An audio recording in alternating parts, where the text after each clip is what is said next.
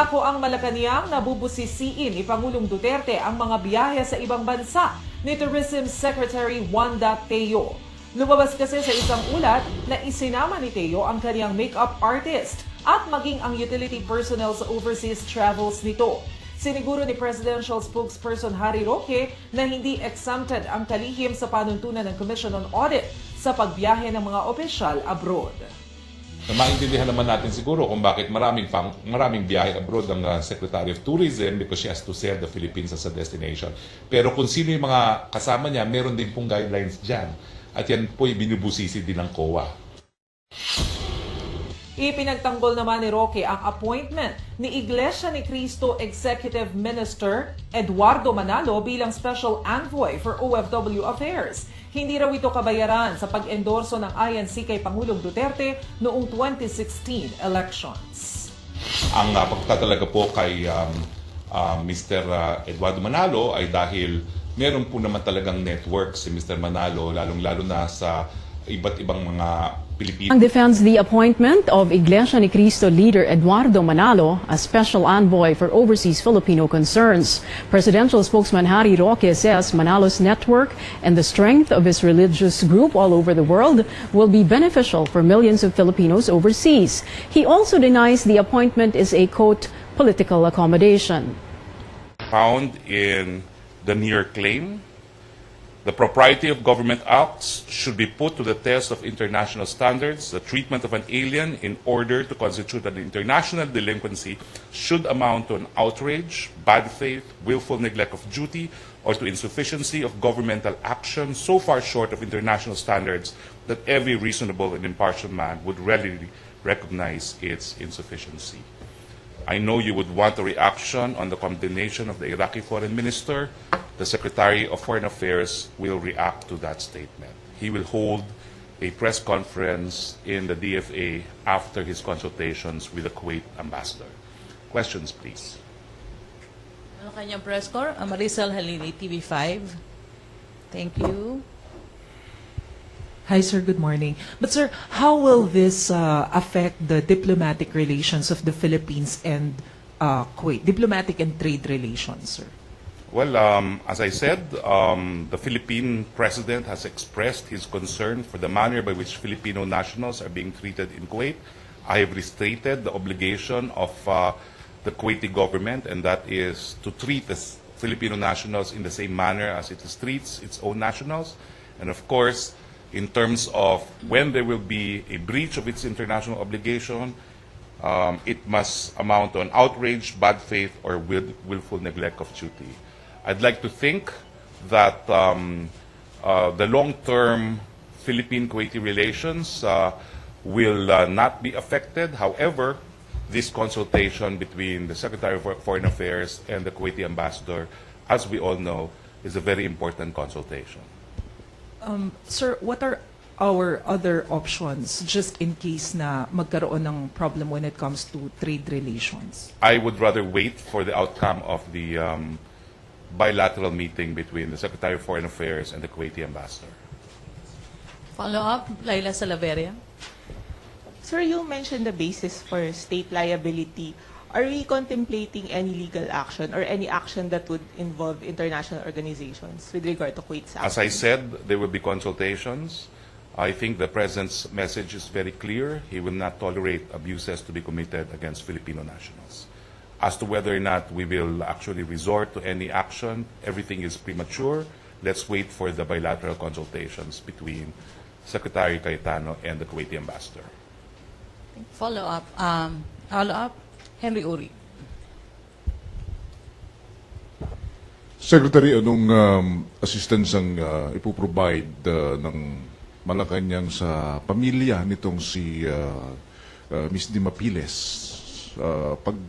Maliban lang ho doon sa assistance na maiuwi yung bangkay, may bibigay ba kayong kabuhayan assistance doon sa pamilya? Meron po tayong standard na binibigay ang OWA sa mga ganitong mga nakakalungkot na pangyayari na namamatay sa ibang bansa ang ating mga kababayan. So meron pong panghanap buhay, meron pong educational benefits para sa mga naiwan, at titignan pa natin kung madadagdagan pa yung standard na tulong na binibigay sa mga biktimong gaya niya. What about special assistance coming from the President? I will not foreclose that, bagamat wala pa po akong impormasyon. Pero ang presidente naman, kung merong mabibigay, ibibigay po. Alright. Follow-up. Celerina Monte. Microphone. Sir, there were reports that the family of this Filipina were asking the assistance of the DFA or the Philippine government to look for this household worker, and yet they did not receive like any sufficient assistance to locate nga itong Filipina.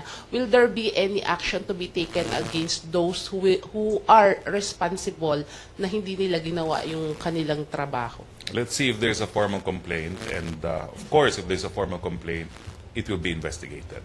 Kailangan ba ng formal complaint? Like for instance, yung motu proprio na investigation dun sa mga officials ng embassy or sa DFA na in-ignore yung or hindi nila ginawa yung trabaho nila? Kinakailangan naman may magbigay sa atin ng reklamo, no? Kasi kung wala namang reklamo, ano imbestigahan natin, no? So, let's see kung anong reklamo nila. Pag-aaralan naman yan dahil kung ang iniisip natin ay kaparusahan doon sa mga empleyado ng gobyerno, meron din namang due process, no? So, malaman natin kung ano talagang reklamo nila. Rose Novenario. Hi sir, good morning. Hi, Rose. Sir, dahil po sa mga nangyayaring ganito sa mga nangyayari sa OFWs natin, magkakaroon po ba ng performance audit? Iuutos kaya ng Malacanang yung performance audit ng mga embassy officials, employees, or polo sa ibang bansa para maiwasang maulit yung mga ganitong pangyayari? Well, hindi ko po talaga alam kung ano yung nangyari dito sa naging biktima na Pilipinang kababayan natin na nakita sa freezer, no? Pero ang alam ko po, ang mandato ngayon ng DFA, parang napakalaki na ng nabago, no? Hindi lang po panglabas na relasyon ang kanilang inaatupag. Ang number one na kanilang inaatupag ngayon ay yung kapakanan ng ating mga OFW dahil sa katotohanan na napakadami nating mga kababayan na nagtatrabaho sa iba't ibang bansa. So nabago na po ang anyo ng DFA.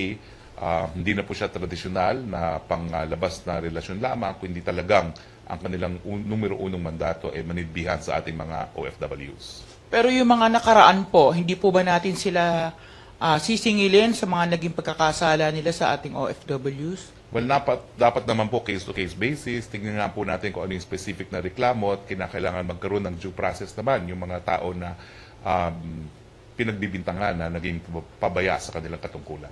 Sir, kasi po sa performance audit, hindi naman po, kailangan po bang may reklamo? Di ba po titignan natin yung performance evaluation? Kung ano po yung halimbawang ano? Oo. Alam niyo po, ang performance evaluation naman po talaga talagang merong pong routine evaluation na ginagawa sa lahat ng nanunungkulan sa gobyerno, no? Pero meron din pong evaluation ng Kamara, no? Dahil doon sa paggagawa ng kanilang pantao ng budget. Nung ako po nasa Kongreso, yan po ang aking na craft na katungkulan, no? Na siguraduhin ang ginagawa ng lahat na binibigyan ng public funds ang kanilang mga trabaho. Pero pararating ko po yung performance audit kay Secretary Alang Cayetano. Nandito po sila, nagpupulong po sila ngayon dito sa Malacanang. Pati po kay Labor Secretary Silvestre Rebello III at sa OWA rin po kasi Opo. may mga opisyal din sila doon. Ipararating ko po. Para po maiwasan yung mangyaring ganito. Opo. Thank you po. Okay, follow-up. Cedric.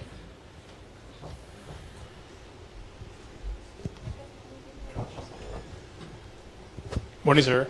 Sir, in the event that the Philippine-Kuwaiti ties, in fact, if it deteriorates, sir, what do we stand to lose maliban po dun sa job opportunities ng OFWs natin, sir? I will not speculate, pero sa ngayon po, ang binitawang salita ng ating presidente, kapakanan muna ng ating mga kababayan na nagtatrabaho sa iba't ibang mga bansa. Thanks, sir. Follow-up about Kuwait. Jeneline Kabiling. Hello, sir. Sir, may we know the reason behind the appointment of INC leader Manalo as the President's Special Envoy to OFW concerns, and will he be part of efforts to address this OFW abuses in Kuwait and somehow improve ties with the Gulf state? Ay, salamat po sa katanungan na yan. Una po, nung nagtanong na rin sa akin kahapon, kung nababiolate ba raw ang separation of church and state. Hindi po. Kasi ang separation of church and state, dalawa po yan. No? Yung kalayaan na magkaroon ng pananampalataya at saka yung kasiguruduhan ng Estado mismo ay hindi mag-iendurso ng isang pananampalataya. Ang pagtatalaga po kay Mr. Eduardo Manalo ay dahil meron po naman talagang network si Mr. Manalo, lalong-lalo na sa iba't ibang mga Pilipino na nagtatrabaho sa iba't ibang mga bansa. Meron po silang 6 na milyon na kongregasyon at matagal na po sila na gumagalaw sa hanay ng mga overseas Filipino workers. So yun po ang nais nating matap, yung network at yung napatunayan ng kakayahan nila ng kanilang organisasyon na pangalagaan yung kapakanan ng ating mga kababayan sa iba't ibang mga bansa.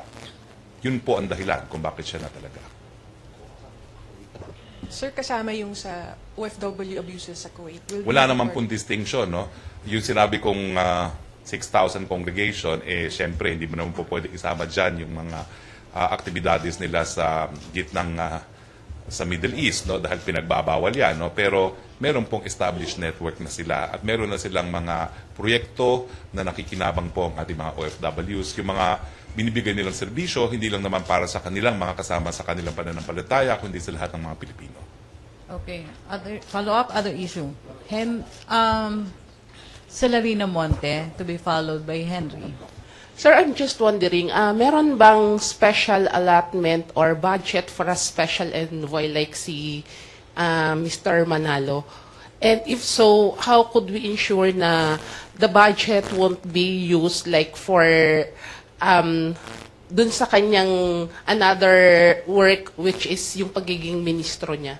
Well, ang alam ko po, wala tayong budget ng special envoys. Yan po ang katotohanan. So, kaya nga po, tayo pong makikinabang sa kanyang network at hindi naman po natin siya pupondohan sa kanyang trabaho. Kumbaga, ginagawa na nila yun. Sa pagtatalaga sa kanya, siguro rin-recognize na rin natin yung kanilang ginagawa na voluntaryo sa mga nakalipas na taon na at pinapainting pa natin, no, na sana mas maging malawak pa ang kanilang tulong na binibigay sa ating mga OFW.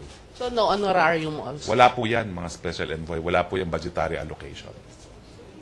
Henry Uri. But how will you defend his appointment? Is it not just political accommodation, considering the fact na nung election,